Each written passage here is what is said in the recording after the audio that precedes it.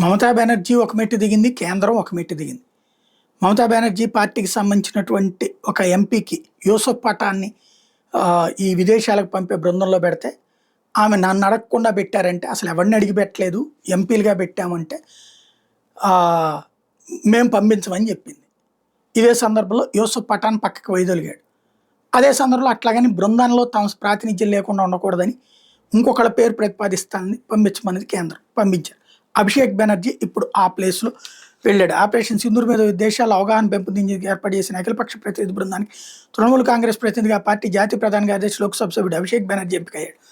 తృణమూల్ కాంగ్రెస్ అధినేత మమతా బెనర్జీ కేంద్ర మంత్రి కిరణ్ రిజిజుకి విషయాన్ని తెలియజేశారు.